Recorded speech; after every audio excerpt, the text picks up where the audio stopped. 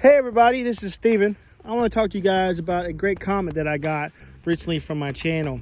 Recently I posted a video about, it was pretty much entitled, wrap your fig trees or else.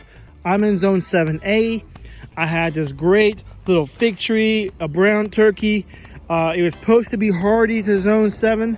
And sure enough, it died back all the way to the roots and it's starting to come back. And so I had a video talking about wrap your fig trees or else. And so this gentleman, man or woman, I'm not sure who they were, commented, hey, I'm in zone 7A and I have a fig tree in ground and I don't have to wrap it. And the multiple of his neighbors had fig trees in ground and they don't have to wrap it. So maybe it's just your location. And I want to talk about that because he or she is probably right. I've got kind of a hard location for in-ground fig. And I want to talk about what spots should I try to attempt a fig tree in the future in ground. The reason I put it here is honestly, when I go back further there are many spots that are clayish soil. And here is this nice, dark, rich soil. Matter of fact, all this up here is nice, dark, rich soil. And right around there is when it starts to become clayish. Matter of fact, those trees right there, I had to lift up high off the ground so they don't get root rot. Because I was worried about the clay. So that's why I chose this spot. But fig trees are susceptible to cold weather. You need to protect the fig tree from the cold weather, particularly the winds. Let's say it's 50 degrees, it's November, and you don't feel too cold. You have a long sleeve shirt on, but all of a sudden the wind starts to gush. It's still 50 degrees, but all of a sudden it feels like it's 35 degrees. Because the wind is causing convection. It's causing the heat that your body generates to get pushed away. And because of that, you feel cold. Well, the same thing is true to plants to a degree. Now, they don't, when they're dormant, they don't even produce heat like we do. So they're very susceptible, particularly a fig tree, to cold weather because they're softwood. They have pulp wood in them. So if that pulp dies, and the pulp gets penetrated by the cold, they'll die. So I planted it here mainly because I didn't know what I was doing. I was new to fig trees. And now, I don't know. I'm probably gonna wrap this fig tree. You know, fool me once, shame on me. Fool me twice. Fool me once. Well, both of them are shame on me because I'm the one that did that. So, saying that, I would like to go over some areas around my yard of where I could plant. Because here's the problem. The sun comes up right there, comes up across the sky. There's the sun, and then it sets over there. But the wind comes from this direction. So over here on this side of my house, I get all the sun. But the side over there, where the house would guard against the wind, I don't get any sun. I have over 13 pecan trees over there. That one's a walnut tree, tons of pecans. And so where the wind protection is, I don't get sun. So where is it that I could plant a fig tree where I could be like that person who commented and said, hey, I don't have to wrap my fig trees.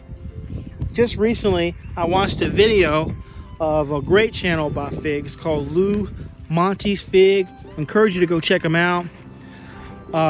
He did not wrap a lot of his fig trees this year, I guess because life just got busy. And he has a lot of fig trees to take care of. And a lot of them died. And so he has a whole series about that, talking about that. Here's some of my fig trees and pots right there. I know it's a pretty modest collection to a lot of people. But that's what I have, and I don't know if I'll get figs this year. I suspect this one will probably get figs next year. That one probably will next year.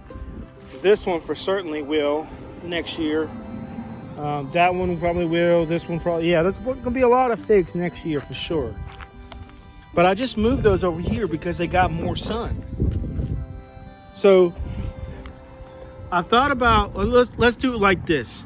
I'm gonna say spot 1 or spot 2 or spot 3, and you guys tell me in the comments, where should I put a future fig?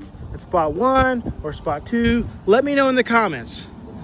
So I was thinking about pulling up this bush right here. It would get a lot of sun. We'll call this spot 1. It's right up against the house. I mean, this thing is really good for nothing. It's right up against the house, but the wind would still be going against it. But I'm not sure if it would really take all the heat away because it's up against the house. So let's call that spot 1. Gets lots of sun, but the wind will still hit it.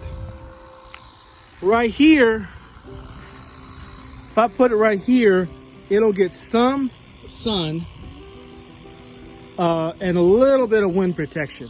Because like even right now, I feel a little bit of wind. When I step up right here, the wind is blocked a little bit.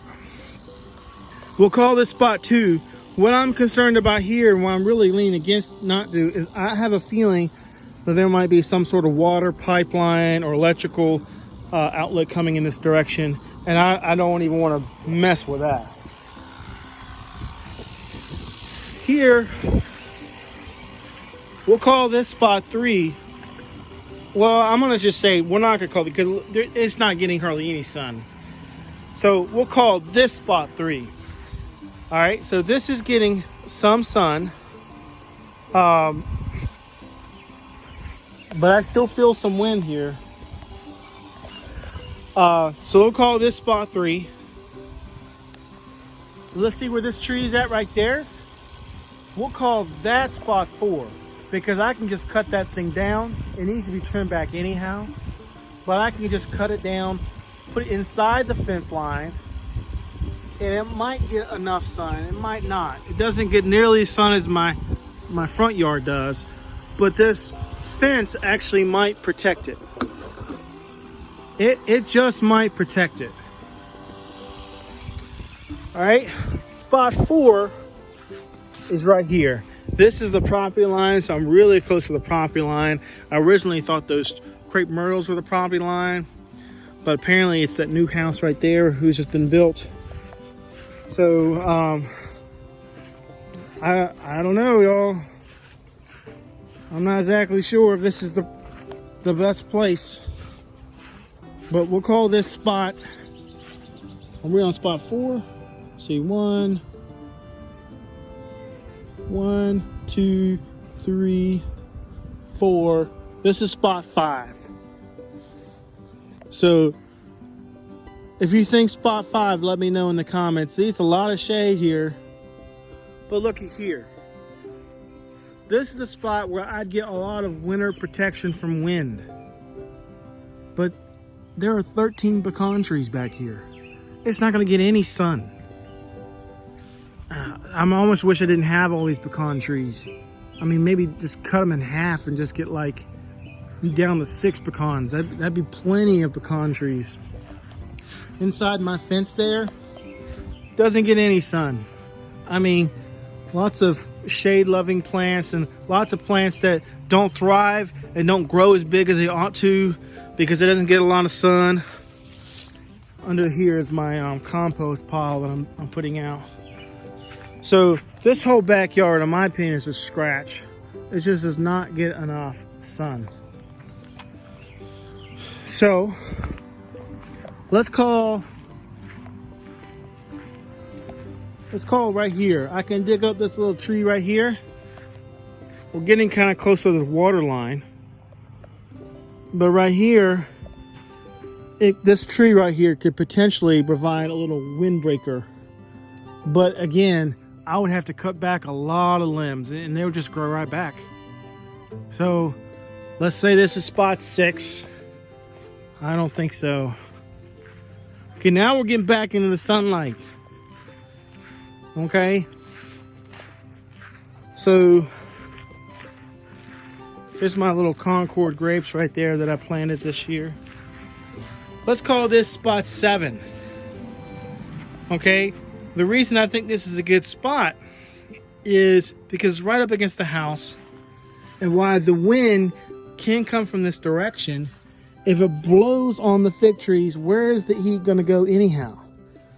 Like if it's really up against this wall, this fence, and this house, where is it going to actually, the wind is going to take the heat? I'm not sure. I'm not sure if that's how it works. We'll call that spot 7. I was thinking maybe this could be spot 8.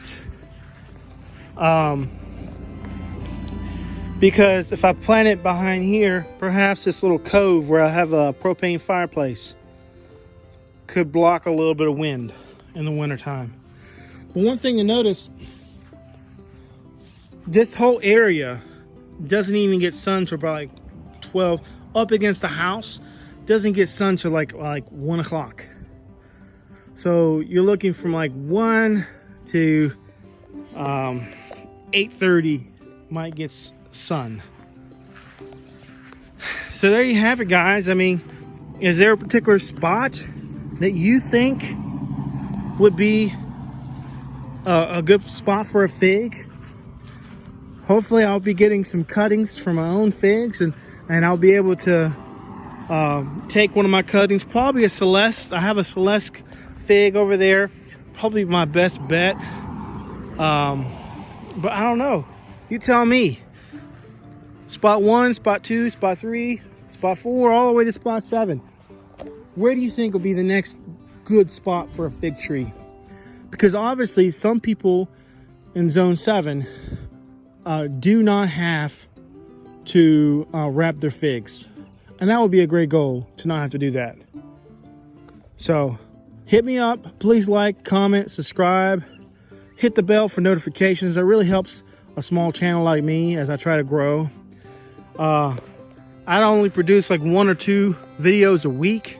If you subscribe, hit the bell for notifications, then you can grow with me and kind of watch my channel grow and learn as I learn. And I can pass on what I've learned from the mistakes I've made, so you don't have to make them again. All right, thank you so much. Please like, comment, and subscribe. Peace.